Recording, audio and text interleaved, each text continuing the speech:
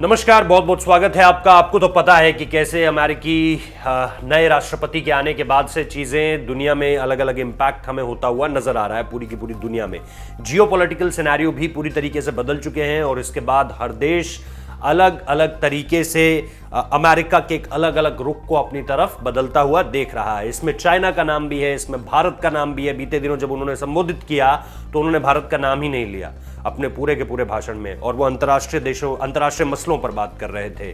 तो ये बहुत ज़्यादा सरप्राइजिंग है। और इसके इतर चीन को लेकर के उनका जो रुख है, खासतौर पे चाइना और ताइवान के बीच जो कुछ चल रहा है, वो बेहद दिलचस्प लगा कि उन्होंने चाइना के खिलाफ बातें तो कही लेकिन उस तरह से वोकल होकर नहीं कही। अब जो बात सामने निकल कर आई है वो दरअसल ईरान से जुड़ती है। उन्होंने ईरान को कहा है कि आप यूरेनियम का संवर्धन रोक दीजिए और इसके बाद हम ये जो प्रतिबंध आप पर हमारी पिछली सरकार यानी डोनाल्ड ट्रंप सरकार ने लगाया था उसको हटा देंगे। लेकिन साफ तौर पर एक चीज जो देखी जा रही है कि डायलॉग की स्थिति में ईरान और अमेरिका एक बार फिर से हैं।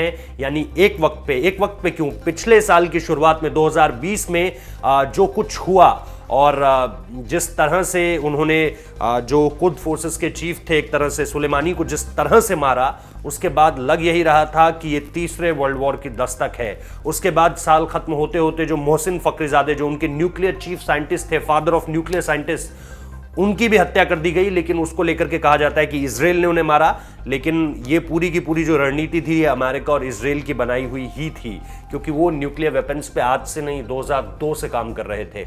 और ऐसे में जब ये सारे के सारे मामले सामने निकल कर आ रहे थे तो लग रहा था कि एक टसल की स्थिति बन रही है गल्फ कंट्रीज में, खासतौर पे ईरान में और अमेरिका में, जिसमें इजराइल अमेरिका का निश्चित तौर पर पक्ष ले रहा है और टर्की कहीं ना कहीं यहां पर एक भूमिका ईरान के पक्ष में निभा सकता है, क्योंकि उसे एक तरह से गल्फ देशों में खलीफा बनकर उभरना है। अब जो बात सामने निकल कर आ रही है वो ये कि जो बाइडेन जो है वो फाइनली एक डायलॉग की स्थिति में है ईरान के साथ, और ईरान पर उनके तेवर भी नर्म दिखाई दे रहे हैं। वो कह रहे हैं एक हाथ दो एक हाथ लो, ये तुम कर दो ये हम कर देंगे, जिसमें यूरेनियम संवर्धन और न्यूक्लियर डील की बात है। तो अब ball is on Iran court, जैसा अंग्रेजी में कहा जाता है। ईरान को फैसला लेना है कि उसे इस मसले पर किस तरह से आगे बढ़ना है।